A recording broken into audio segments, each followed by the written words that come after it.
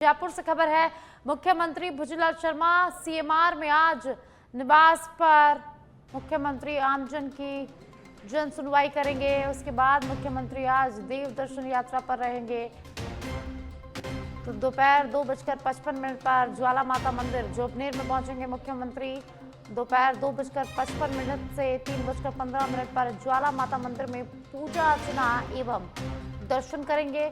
उसके बाद 3:15 पर वहां से प्रस्थान करेंगे। 4:10 पर शाकंभरी मंदिर माता सांभर में पहुंचने का उनका कार्यक्रम है और शाम को 4:10 से 4:30 तक शाकंभरी माता मंदिर में पूजा अर्चना करेंगे, दर्शन करेंगे। शाम को 6 बजे 8 सिविल लाइंस जयपुर पहुंचेंगे मुख्यमंत्री भुजलाल शर्मा।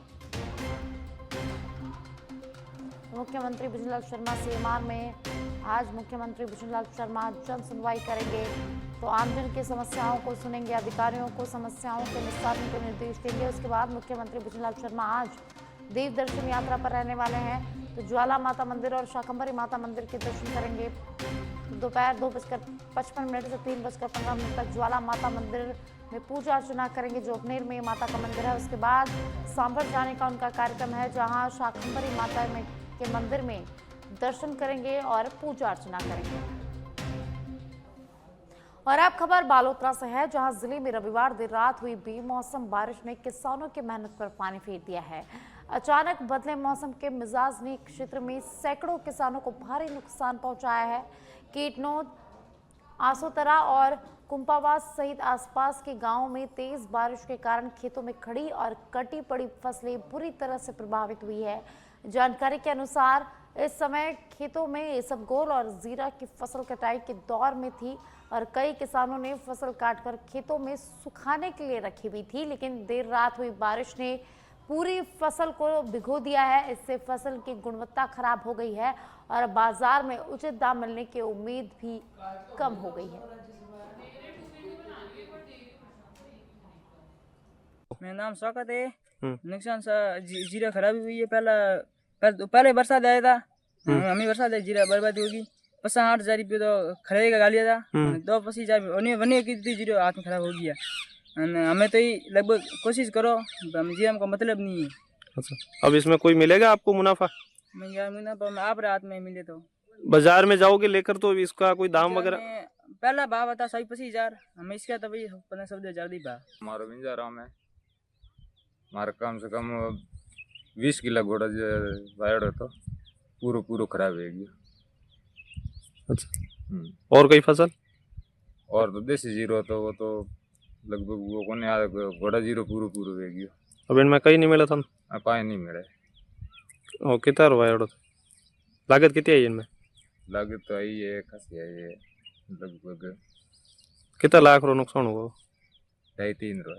अच्छा, 2.5-3 लाख रो नुकसान पूरा है गया। अच्छा, और कोई किसान है अड़पाड़ी इन जगह इन टाइप का नुकसान हुआ? अड़पाड़े ने बाजू में आप पड़ोसी है अपने, उन्होंने भी देसी जीरो है, घोड़ा जीरो भी हुआ है। मेरा नाम शौकत है। नुकसान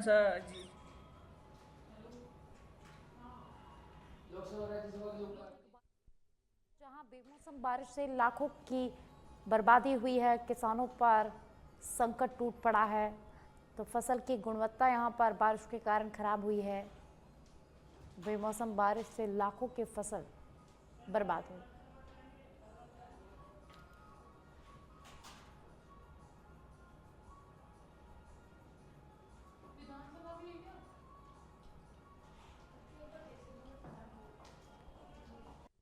चलिए खबरों में आगे बढ़ेंगे। राजस्थान के झुंझुनू जिले में मौसम का मिजाज लगातार बदलता नजर आ रहा है, जिससे किसानों की चिंता बढ़ गई है। सोमवार सुबह घने बादलों के बीच सुल्ताना सहित आसपास के ग्रामीण इलाकों में करीब 20 मिनट तक रिमझिम बारिश हुई। इस बारिश से जहां मौसम सुहावना हुआ, तो वहीं खेतों में कटी और पक चुकी फसलों को नुकसान का खतरा पैदा हो गया है। खुले में पड़ी फसल के भीगने से उत्पादन और गुणवत्ता प्रभावित यहां पर होने की आशंका जताई गई है। मौसम में लगातार हो रहे बदलाव को देखते हुए किसान सतर्क हो गए हैं और तेजी से अपनी फसल को समेटकर सुरक्षित स्थानों पर रखने में जुटे हुए हैं, ताकि संभावित नुकसान से बचा जा सके। तो झुंझुनू से खबर है, जहां लगातार मौसम बदलाव से फसल खराब होने की संभावना बढ़ गई है। तो ग्रामीण इलाकों में अचानक मौसम का मिजाज बदला। सुल्ताना सहित ग्रामीण इलाकों में 20 मिनट तक रिमझिम बारिश होती रही और बारिश से किसानों की चिंता यहां पर बढ़ गई है। खेतों में पड़ी फसल यहां पर खराब होने की आशंका। लगातार मौसम बदलाव से किसानों की टेंशन बढ़ गई है, किसानों की चिंता यहां पर बढ़ गई है।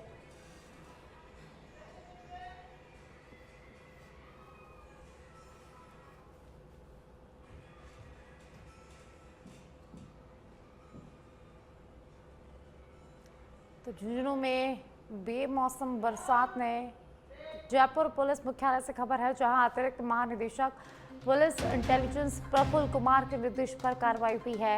एयरफोर्स स्टेशन से जासूसी का पर्दाफाश हुआ है। सिविल कर्मी सुमित कुमार को गिरफ्तार किया गया है।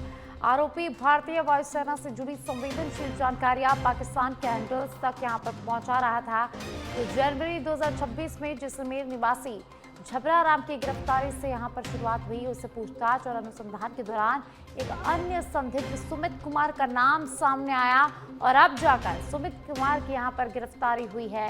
वर्तमान में एयरफोर्स स्टेशन छबुआ डिब्रूगढ़ असम में एमटीएस के पद पर कार्यरत था।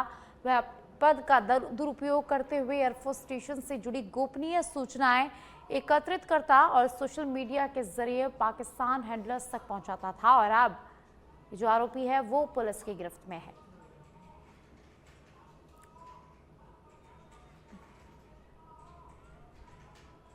झुंझुनू जिले के चिड़ावा कस्बे में पेयजल समस्या को लेकर महिलाओं का गुस्सा फूट पड़ा है। खेतड़ी रोड स्थित डालमिया की ढाणी की महिलाओं ने जलदाय विभाग के कार्यालय पहुंचकर एईएन सविता चौधरी का घेराव किया और जल्द समाधान की मांग की है। महिलाओं का आरोप है कि सप्लाई लाइन में 1 इंच से अवैध कनेक्शन जुड़े होने से पानी की आपूर्ति बाधित हो रही है और कई बार शिकायत के बावजूद कोई कार्रवाई नहीं की गई है। मौके पर पहुंचे जेईएन अनिल कुमार को महिलाओं ने अवैध कनेक्शन दिखाए, जिस पर उन्होंने एक कनेक्शन तुरंत कटवाते हुए आगे भी कार्रवाई का भरोसा दिलाया है। साथ ही स्थानीय लोगों ने सप्लाई लाइन की सफाई नहीं होने से समस्या बढ़ने की बात भी यहां पर कही, जिस पर नई पाइपलाइन डालने का आश्वासन दिया गया है। प्रशासन के आश्वासन के बावजूद महिलाओं ने चेतावनी दी है कि यदि जल्द स्थायी समाधान नहीं हुआ तो वे आंदोलन करने को मजबूर होंगी। पानी की समस्या काफ़ी दिन से समस्या चल रही है यहाँ पे, 1.5 महीने से समस्या, और हमने पहले भी कई बार शिकायत कर चुके हैं। और आज हमें आश्वासन दिया है, अधिकारी हमारे साथ आए हैं और हमें ये कहा गया है कि मतलब पानी अगर किसी के नहीं पहुँचता है तो 2 पाइप और देंगे और सभी के अवैध कनेक्शन है उनको काटेंगे। वाटर बॉक्स में गए थे और हमारे साथ अधिकारी आए हैं और यहाँ पे अवैध कनेक्शन किए जा रहे हैं और उनके अभी हमारी थोड़ी सुनाई हुई है। अगर कनेक्शन काट देंगे और फिर देखेंगे हमारे यहाँ पे पानी पहुँचेगा या नहीं पहुँचेगा। हमारी सही हुई और नहीं पहुँचे तो दोबारा कार्रवाई की जाएगी, हमारी लाइन की सफाई की जाएगी। फिर भी कोई काम नहीं होता तो हमें ये बोला गया है कि 2 पाइप दिए जाएंगे आपको और फिर देखते हैं आगे क्या कार्रवाई करते हैं। और अब खबर अंता से है, जहां अंता में आवारा और पागल श्वानों का आतंक लगातार बढ़ता जा रहा है, जिससे गोवंश पर भी गंभीर संकट खड़ा हो गया है। बारां जिले के इस क्षेत्र में श्वानों के काटने से फैलने वाली रेबीज बीमारी के कारण अब तक 1 दर्जन से अधिक गोवंश इसकी चपेट में आ चुके हैं, जिनमें से 7-8 की मौत हो चुकी है। इसके बावजूद प्रशासन द्वारा ठोस कार्रवाई नहीं किए जाने से स्थानीय लोगों में आक्रोश व्याप्त है। जानकारी के अनुसार बीते दिनों में पागल श्वानों के हमलों में बच्चों के घायल होने की घटनाएं भी सामने आई हैं, लेकिन समस्या का स्थायी समाधान नहीं किया गया। नगर पालिका द्वारा पूर्व में केवल 1 दिन डॉग पकड़ने की कार्रवाई कर औपचारिकता यहां पर पूरी कर ली गई। ये रेबीज का केस है। रोड पे जैसे निराश्रित रहने वाले गोवंश से इनको कुत्ते काट लेते हैं। कुत्ते में जब धीरे धीरे कुत्ते के काटने से धीरे धीरे इनमें लार में बैक्टीरिया फैल जाता है, उससे रेबीज की बीमारी। तो रेबीज की बीमारी का कोई इलाज नहीं है। अभी सुबह ही हम एक रेबीज का केस लेके आए हैं, इसमें डॉग बाइट हो रहा है। ये धीरे धीरे करके रेबीज फैल जाएगा, ये पागल हो जाएगा। पागल होने के बाद ये गले में जाम हो जाएगा, ना तो कुछ खा पी पाएगा ना पी पाएगा, और ये धीरे धीरे भड़कने लग जाएगा। भड़कने से ये आदमियों को मारेगा। ऐसे अंता में कई सारे केसेस 7 से 8 केस हम देख चुके हैं, उन्हें दफनाया जा चुका है। धीरे धीरे धीरे ये केस फैलते जा रहे हैं। ना तो नगर पालिका सुध ले रही है, न कोई प्रशासन सुध ले रहा है। पहले भी कुत्तों का केस आया था, अब धीरे धीरे कुत्ते इतने आक्रामक हो गए हैं कि वो लोगों के पीछे पड़ने लग गए। हमें प्रेजेंट टाइम पर 1 दर्जन से ज़्यादा रेबिज केस है। इस पर प्रशासन को हमने अवगत करा दिया गया है। प्रशासन इस पर चुप्पी साधे बैठा है।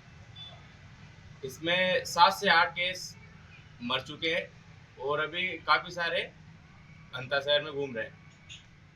इसके साथ साथ अभी इंसानों को भी खतरा है, क्योंकि रेबिज केस इतने भारी होते हैं कि यदि ये इंसान के लग गया तो इंसान की मौत तय है। वर्तमान समय में अंता और आसपास के क्षेत्रों में अभी तक 1 दर्जन से ऊपर केस पाए गए हैं, जिसमें से 8 से 9 केस 2 या 3 दिन के अंदर मर चुके हैं, क्योंकि उनका प्रॉपर इलाज यहाँ पर उपलब्ध नहीं है और लगभग उन्हें बचाना भी मुश्किल है।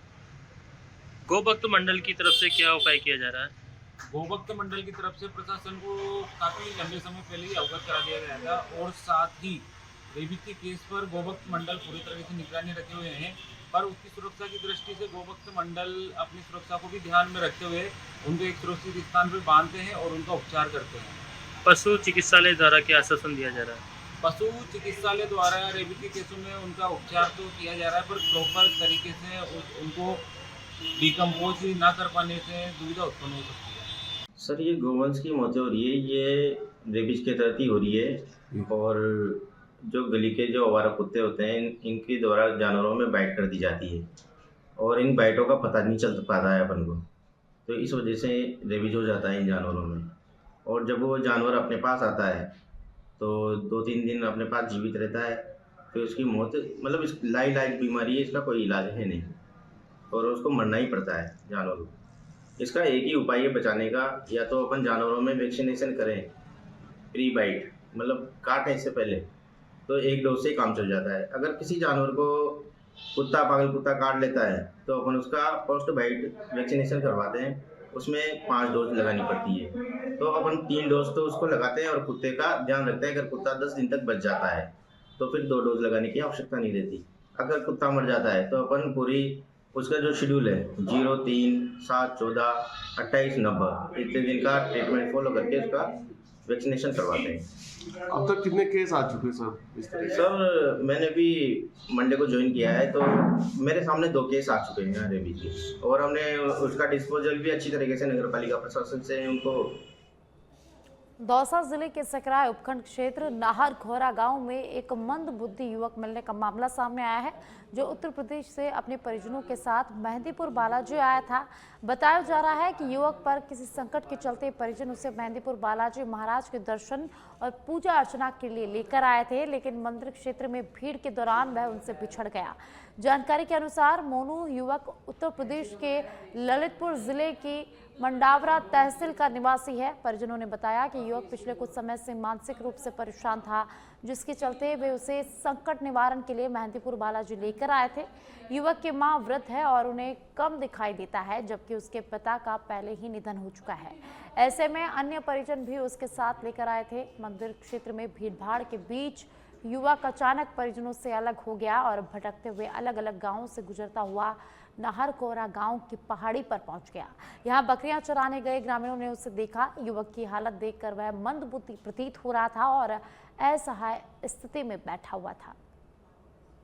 मतलब हम तो जैसे यादव हैं सर, ये कुशवाहा है और इनको हम लोग साथ में लेके आए थे सर।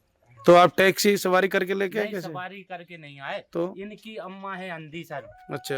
और बाप खत्म हो गया, तो गांव वालों ने सबने कहा कि भाई इसके ऊपर हो गया चक्कर, तो गांव वालों ने कहा कि भाई डीजल डरवा दे रहे इसको वहाँ मेहंदीपुर बालाजी ले जाओ। अच्छा। तो इसका 3 महीने पहले हो गया पिता खत्म और माँ है अंधी, अभी इन्हीं के उसमें। बालाजी आप इसको उसी के लिए लाए इलाज है? तो इसकी माता जी साथ में ये क्या? जी है, माता जी कहाँ?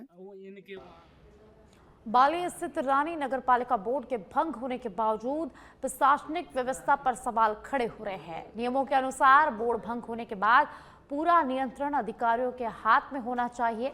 लेकिन कई पूर्व जनप्रतिनिधि अब भी नगर पालिका कार्यालय में बैठकर न केवल कुर्सियों पर कब्जा जमाए हुए हैं, बल्कि अधिकारियों पर दबाव बनाकर निर्णय प्रक्रिया में हस्तक्षेप भी कर रहे हैं।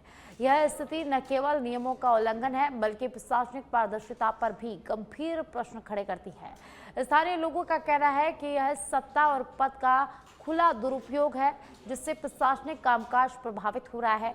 लोगों ने सवाल उठाए कि जब बोर्ड भंग हो चुका है तो पूर्व जनप्रतिनिधि कार्यालय में क्यों मौजूद है? आखिर किसके इशारे पर अधिकारियों पर दबाव बनाया जा रहा है? और अब खबर हनुमानगढ़ से है, जहां हनुमानगढ़ एसपी ने नकली महिला बनकर वारदात करने वालों के खिलाफ बड़ी कार्रवाई की है। भादरा थाना पुलिस ने महिला वेशभूषा धारण किए आरोपी गण पवन कुमार और सुनील कुमार को गिरफ्तार कर लिया है। 2 लीटर हथकढ़ शराब भी इनके पास से बरामद की है।